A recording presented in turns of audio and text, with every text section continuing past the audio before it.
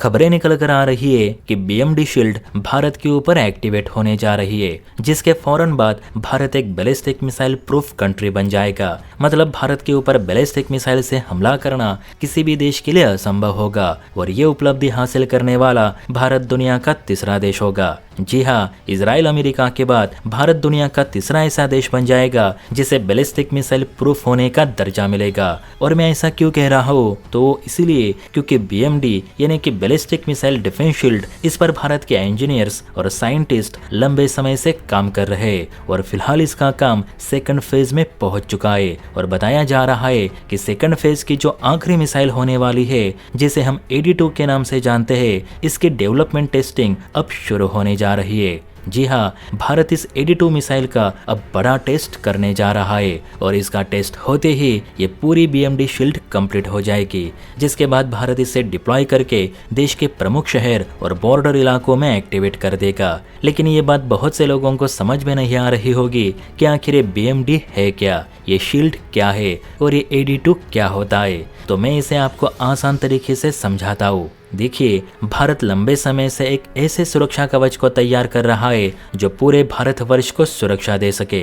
मतलब दुनिया का कोई भी देश भारत की धरती पर कभी भी बैलिस्टिक मिसाइल से हमला ना कर पाए, और इसीलिए हम BMD यानी बैलिस्टिक मिसाइल डिफेंस सिस्टम बना रहे। और इस डिफेंस सिस्टम के अंदर कोई एक डिफेंस सिस्टम नहीं है, बल्कि इसमें अलग अलग प्रकार के कई एयर डिफेंस सिस्टम रहने वाले हैं, क्योंकि ये एक इंटीग्रेटेड एयर डिफेंस सिस्टम है। आप जानकर हैरान रह जाओगे कि रशिया का जो S-400 है ना, वो भी इसी का एक हिस्सा रहने वाला है। इसकी एक पूरी ब्रांच ही बनाई जा रही है, जिसमें सिर्फ S-400 ही नहीं, तो इसमें जो मीडियम रेंज की मिसाइलें हैं, भारत के शॉर्ट रेंज के जो एयर डिफेंस सिस्टम है, फिर चाहे वो आकाश हो, QRSAM हो या बराकेट जैसे लॉन्ग रेंज के एयर डिफेंस सिस्टम, तो इन सबको आपस में कनेक्ट किया जा रहा है और फिर इन्हें भारत के चारों तरफ तैनात कर दिया जाएगा। अब आप कहोगे कि ये तो खिचड़ी बन गई, इससे क्या फायदा मिलेगा? तो मैं आपको समझाता हूँ कि देखिए, इससे होगा ये कि मान लीजिए किसी दुश्मन ने भारत की तरफ कोई मिसाइल दागी, तो सबसे पहले जो लॉन्ग रेंज वाला डिफेंस सिस्टम है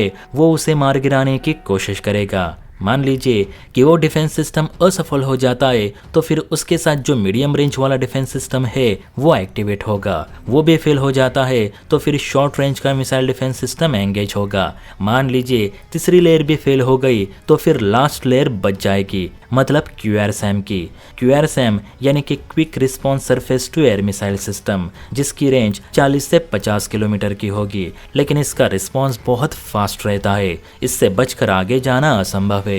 यानी कि इस शील्ड में टोटल 4 से 5 सुरक्षा लेयर होंगी, जिस वजह से भारत पर बैलिस्टिक मिसाइल छोड़िए किसी बड़ी ICBM मिसाइल से हमला करना भी लगभग इम्पॉसिबल हो जाएगा। इस टेस्ट के बाद भारत एक मिसाइल प्रूफ कंट्री बन जाएगा। बताया जा रहा है कि इसी BMD शील्ड के अंदर 2 सबसे मेगा मिसाइलें भी मौजूद है, जो सबसे अहम मानी जा रही है। इसमें पहली है AD1 और दूसरी है AD2।